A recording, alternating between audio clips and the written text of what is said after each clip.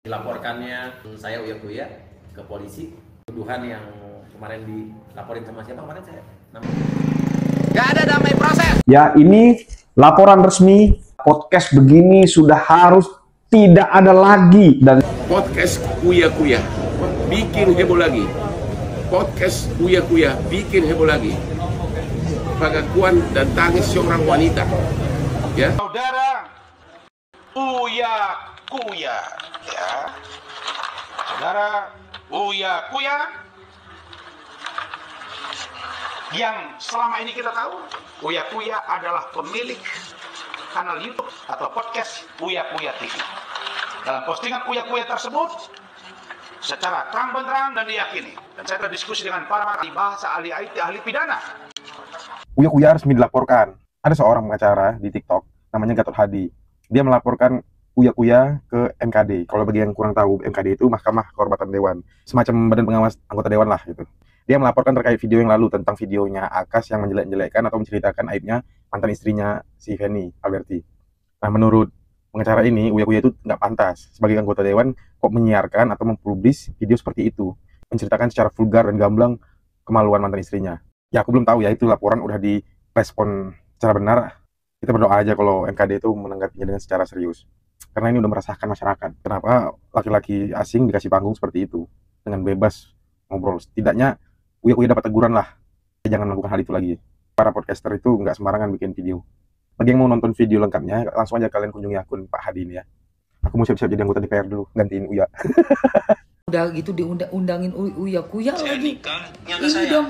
dan saya suruh dia jaga kebersihan celana dalam aja minimal kita dalam sehari sekali ganti. Ngomongin cowok celdal. Sampai 2-3 hari satu celana dalam. Buset celdal tidak diomongin. Apa ada darahnya kena ke Ih. kasur minimal ganti itu spraynya. Apa itu susah? Ya ampun, oi.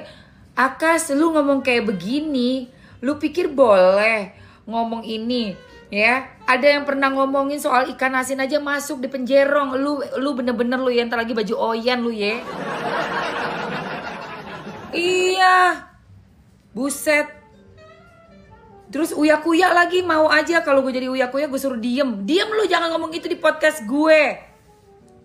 Ini malah lebih parah ini. Ini mengulangi kasusnya si siapa waktu itu? Coba gue tanya dulu, Mr. Genius. Kita tanya. Halo Mr. Genius, asistennya Emma Waroka. Halo, selamat pagi. Wah, semangat sekali di pagi hari ini. Ada yang ingin kamu tanyakan atau diskusikan? Iya tuh saya mau tanya tentang Akas di podcastnya Uya Kuya. Wah, Akas dan podcast Uya Kuya memang sedang ramai dibicarakan ya. Akas diundang ke podcast Uya Kuya untuk menceritakan kisahnya yang viral karena menikahi seorang nenek berusia 65 tahun. Pernikahan mereka menuai kontroversi dan banyak yang tidak percaya dengan kisah cinta mereka. Akas menceritakan bahwa ia tulus mencintai istrinya dan tidak memperdulikan omongan orang lain. Ia juga membantah tuduhan bahwa ia hanya mengincar harta istrinya. Mau tahu lebih detail tentang podcast Akas dan Uya Kuya?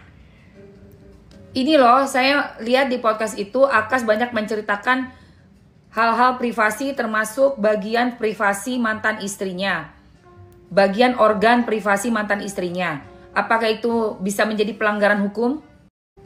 Ya, betul sekali. Mengungkapkan detail sensitif tentang kehidupan pribadi seseorang tanpa persetujuan mereka bisa dianggap sebagai pelanggaran hukum. Ini diatur dalam Undang-Undang Informasi dan Transaksi Elektronik yang melindungi privasi individu. Pelanggaran ini bisa berakibat pada tuntutan hukum.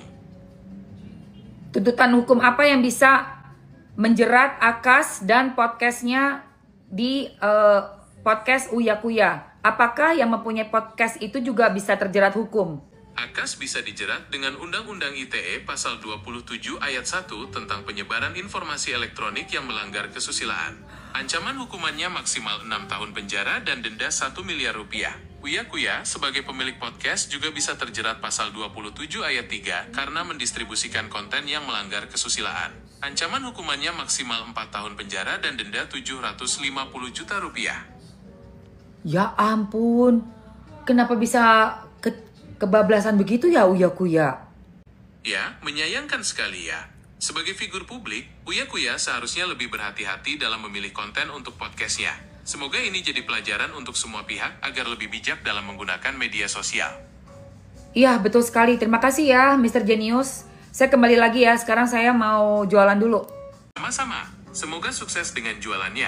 Jangan ragu untuk kembali jika ada pertanyaan. Ya, ini laporan resmi, podcast begini sudah harus tidak ada lagi. Dan saya pikir dan saya hakul yakin jutaan wanita di Indonesia terlukai. Sudah banyak sekali tersebar dengan bahasa-bahasa yang menurut saya menjijikkan. Ya, sesuai janji saya kemarin bahwa per hari ini saya sudah resmi ya melakukan pengaduan berkaitan dengan podcast ya yang melukai ya, hati bukan hanya seorang perempuan ya, satu orang perempuan Feni saja yang terlukai ya, tetapi jutaan wanita di Indonesia terlukai dengan adanya podcast yang membahas persoalan private ya, organ pribadi yang dibahas. Luar biasa. Ini membuat saya marah karena saya punya orang tua, saya punya ibu, saya punya istri, saya punya anak perempuan. Ya, dan saya pikir dan saya hakul yakin jutaan wanita yang lain di sana melihat podcast ini juga marah. Saya tidak kenal Feni, saya tidak kenal Akas, saya juga tidak kenal Uya Kuya, tetapi ini bentuk keprihatinan ya saya karena Uya Kuya inilah anggota dewan marwah ya, marwah Dewan Perwakilan Rakyat ini ada pada diri saudara karena Anda adalah anggota dewan. Ini melekat sehingga moral dan etika harus selalu dijunjung tinggi. Ya, podcast begini sudah harus tidak ada lagi ya ditayangkan oleh saudara. Ya, ini laporan resmi ya yang sudah saya tayangkan saya kirimkan secara online ya, diterima ya, dan offline juga sudah dikirimkan plus bukti-buktinya. Saya menduga sudah ada editing di YouTube-nya, tetapi video ini sudah tersebar di platform TikTok. Sudah banyak sekali tersebar dengan bahasa-bahasa yang menurut saya menjijikkan.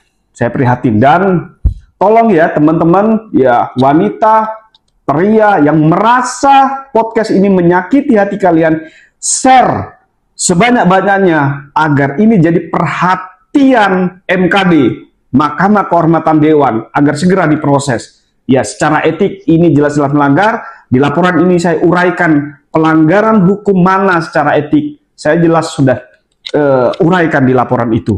Ya, saya minta MKD jangan main-main dengan laporan ini karena masyarakat Indonesia, khususnya perempuan Indonesia, menanti agar tidak ada lagi anggota-anggota dewan yang mempermainkan ya, yang melukai hati perasaan wanita. Ini kenapa bisa masuk ke pengadilan? Kita nikah Sidi, punya 2 anak. Anaknya atas nama ibu. Berarti saya tidak ada kewajiban untuk menafkahi dan untuk jaga kesehatan mental pendidikan mereka. Karena nikah Sidi, jangan sesuai hukum. Sekarang, saya berasa anak-anak saya wajib dapat itu semua dari ayah. Oke. Mereka harus dapat pendidikan yang terbaik, nafkah yang terbaik, hidup yang terbaik. Saya mau kasih. Oh, kamu mau kasih? Saya mau kasih. Tapi dia gak mau menerima. Tapi di sosial media dia bilang saya gak mau kasih. Oh, kebalik-balik jadinya. So, saya pergi ke pengadilan. Ini saya punya anak, saya mau mengakui anak, saya mau kasih segala hal mereka. Saya minta hak, bukan hak asuh, hak untuk kasih mereka semua. Tapi, dia datang di pengadilan, dia bilang gak mau. Aku gak mau mengakui aku pernah nikah sama dia. Aku gak mau mengakui aku punya anak sama dia. Kan itu kamu gak mau. Tapi bukan nyata. Hidup ini jalan dengan apa nyatanya, bukan apa kemauan kita. Uya Kuya didesak mundur dari DPR, Akas dipidana buntut bahas joroknya Anu Feni. Bincang soal perceraian tiktokers Akas Elahi dan youtuber Feni Alberti berbuntut panjang pada Uya Kuya. Presenter sekaligus anggota DPR RI Komisi 9, soalnya Akas Elahi secara vulgar menceritakan Anu atau organ intim mantan istrinya Feni selama berumah tangga. Setelah kita nikah emang dia sering ada keputihan dari makanan, tapi yang kedua dari kurangnya jaga kebersihan selama menikah. Saya nggak pernah lihat dia pakai satu produk pun untuk menjaga kebersihan organ intimnya, kata Akas di podcast Uya Kuya TV dilansir Sabtu 31 Mei 2025. Akas menuturkan bahwa Feni mantan istrinya diminta untuk memeriksakan bagian organ intim ke dokter hingga memperlihatkan foto darah haid yang tembus ke spray kasur. Secara lebih detail, Akas menceritakan bahwa mantan istrinya itu tidak pernah mengganti pakaian dalam waktu 2-3 hari. 1 bulan tidak pernah ganti spray. Setiap hari tidur di spray itu. Segitu segitu kotornya, segitu malas dan tidak mau ganti spray. Ini aku ambil foto setiap hari untuk melihat itikat baik dia dalam menjaga kebersihan, katanya.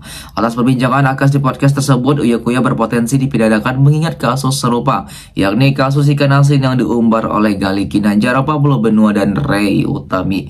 Bahkan dalam unggahan YouTube Uya, banyak netizen yang mendesak Uya untuk mundur dari kursi DPR karena telah memberi panggung untuk Akas dan dianggap tak pantas, hingga ramai menyentil kasus ikan asin part 2.